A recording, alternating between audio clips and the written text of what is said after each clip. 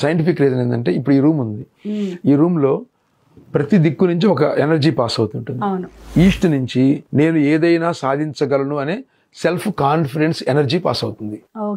ఆగ్నేయం నుంచి ఎప్పుడు ఎనర్జెటిక్ గా ఉండే ఎనర్జీ పాస్ అవుతుంది. అందుకే ఆగ్నేయంలో పొయ్యి పెట్టుకొని బాగా తిని ఎనర్జీకి ఉండి పని చేసుకోమని చెప్పడానికి సింబాలిక్ గా పొయ్యి పెట్టారు. అక్కడ పొయ్యి పెట్టకపోతే ప్రాబ్లమే లేదు, పెడితే ఇంకొద్దిగా మోర్ ఎనర్జీ వస్తుందని. ఇప్పుడు ఇక్కడ ఏసీ ఉంది, మనకు బాగా సరిపోలా, ఓ ఫ్యాన్ పెట్టుకుంటాం.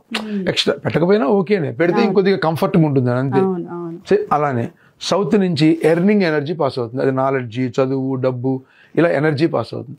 ఇలా ప్రతి దిక్కు నుంచి ఒక్కొక్క ఎనర్జీ పాస్ అవుతా ఉంటుంది. సో ఇప్పుడు మీరు ఇక్కడ అడ్డం పెట్టేశారనుకోండి, ఆ పాస్ అయ్యే ప్రతి ఎనర్జీకి ఒక ఎనర్జీతో లింక్ ఉంటుంది.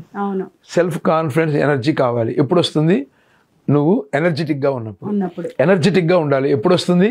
నువ్వు ఎర్న్ చేసినప్పుడు, నాలెడ్జీ కానీ డబ్బులు కానీ అది ఉంటేనే నువ్వు ఎనర్జెటిక్ గా ఉండగా. ఎన్నున్నా ఇప్పుడు నాలెడ్జియో డబ్బులో లేకపోతే వాడు ఎనర్జెటిక్ గా ఉండలేడు.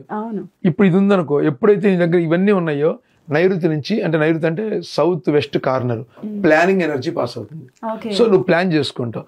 ఎప్పుడు ప్లానింగ్ వచ్చిందో వెస్ట్ నుంచి ఇంప్లిమెంట్ ఎనర్జీ పాస్ అవుతుంది. అంటే వెస్ట్ అంటే వరుణుడు, నీళ్లు. మన వాడుక భాషలో చెప్పాలంటే సౌత్ వెస్ట్ కార్నర్ ని మనం ఒక ఇత్తనం వేయటం అనుకోండి, అంటే మనం ప్లాంట్ వేసామనుకోండి, వెస్ట్ నుంచి వరుణుడు ఎంత కాస్ట్లీ ఇత్తనం అయినా కాస్త నీళ్లు వేయకపోతే రాదు, వరుణుడు అంటారు. అందుకే ఇంప్లిమెంట్, నువ్వు ఎంత ప్లాన్లు చేసినా ఇంప్లిమెంట్ చేయకపోతే ఉపయోగం లేదు.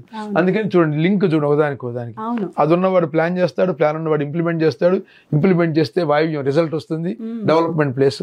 రిజల్ట్ వస్తే ఆ రిజల్ట్ వచ్చిన దాని తాలూకు దాన్ని సేవ్ చేస్తాడు ఉత్తరం, కుబేరుడు.